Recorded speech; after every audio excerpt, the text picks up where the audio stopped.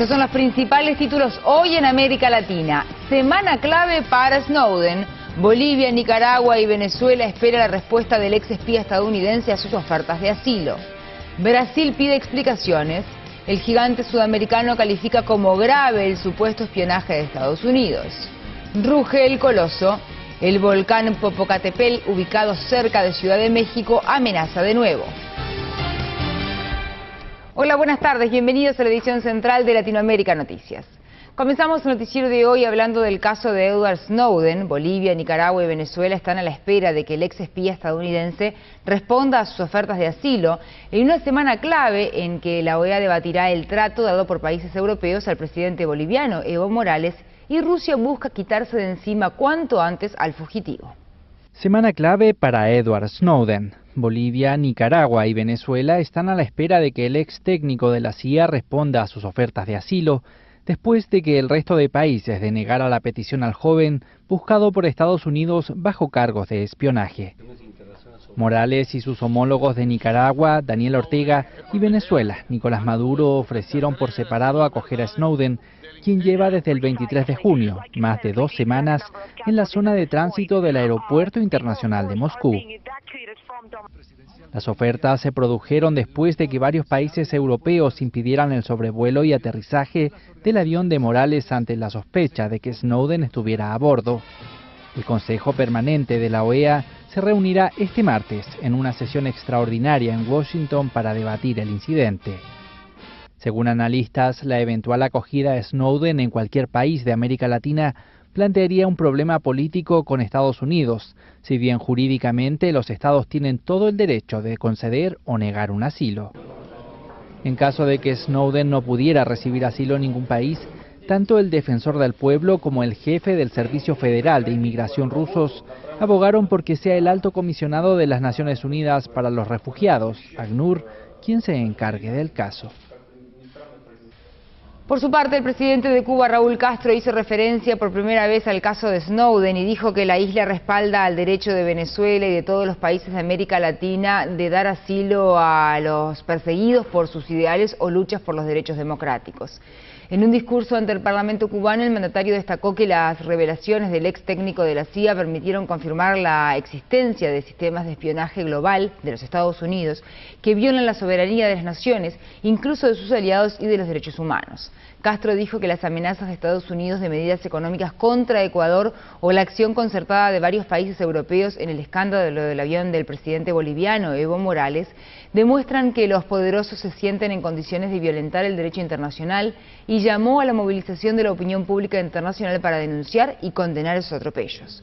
Los comentarios del líder cubano fueron reportados por el periódico oficialista Juventud Rebelde porque su discurso fue a puertas cerradas. Y seguimos hablando de Snowden porque después de que el periódico brasileño O Globo publicara este fin de semana unos documentos que supuestamente le entregó el ex agente de inteligencia estadounidense, Brasil pidió explicaciones a Washington por la extremadamente grave denuncia de espionaje a compañías y ciudadanos del país sudamericano. Una nota del diario O Globo revela que en la última década personas residentes o en tránsito en Brasil, así como empresas instaladas en el país, se volvieron blancos de espionaje de la Agencia de Seguridad Nacional de Estados Unidos. El diario indicó que tuvo acceso a varios de los documentos divulgados por Snowden, que lleva más de 2 semanas en la zona de tránsito de un aeropuerto de Moscú y busca asilo político para escapar al pedido de captura de Estados Unidos.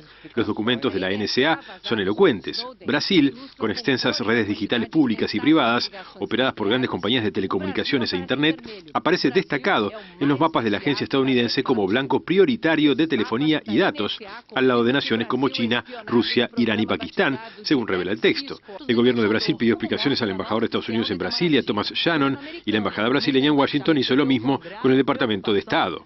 James Clapper, director de Inteligencia Nacional de Estados Unidos, a quien reporta la NSA, dijo a O Globo: "Dejamos claro que Estados Unidos obtiene información de inteligencia extranjera del mismo modo que es recogido por todas las naciones". Culminamos este primer bloque de información en México, donde se mantiene la alerta por el volcán Popocatépetl, que registró en las últimas horas nuevas explosiones con emisiones continuas de gas y ceniza que se dirigen al noroeste en dirección a Ciudad de México. La actividad del volcán Popocatépetl se ha incrementado, provocando problemas en la capital de México. Don Goyo, como se le conoce popularmente al volcán, se localiza a unos 70 kilómetros del Distrito Federal y ha estado emitiendo fumarolas y caída de ceniza en las últimas horas. El Centro Nacional de Prevención de Desastres mantiene la alerta amarilla fase 2, determinado por el aumento de emisiones de vapor y gas y las explosiones esporádicas. El jefe del Servicio Sismológico Nacional, Carlos Valdés, mencionó que el volcán acostumbra tener un proceso de limpieza de sus conductos y su cráter, pero a veces se tapan y acumulan presión en su interior. Según el experto, la actividad se intensificó debido al sismo de 5.8 que sacudió a la Ciudad de México el pasado 16 de junio. Las emisiones del Popocatépetl han causado que las operaciones del Aeropuerto Internacional de esta capital se vieran afectadas. Vamos ahora a hacer un repaso por los títulos más importantes de los diarios de América Latina. Clarín, Argentina, paro y marcha de los camioneros con un acto de Moyano. La huelga es por 24 horas y empezó anoche con la recolección de basura. Se concentrarán en Plaza de Mayo, aunque solo en la franja que da sobre el Cabildo, porque el gobierno valló casi todo el lugar. La Razón, Bolivia. Gobierno considera oportuno repensar los convenios. Tras el incidente del avión presidencial y la protesta de Bolivia contra 4 países, el canciller David Choquehuanca aseguró que esta es la mejor oportunidad de repensar los tratados internacionales y revisar su efectividad en este tipo de casos. El Tiempo, Colombia. El plan de Estados Unidos para llevarse a los 7 taxistas del caso DEA. Estados Unidos utilizará el argumento de que el asesinato del agente de la DEA, James Terry Watson, en Bogotá, puso en peligro la seguridad nacional de ese país para tratar de lograr la extradición de los 7 taxistas implicados en ese crimen.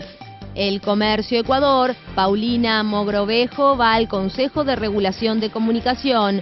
El defensor del pueblo, Ramiro Rivandeneira, reveló el nombre de su delegada para integrar el Consejo de Regulación de la Comunicación.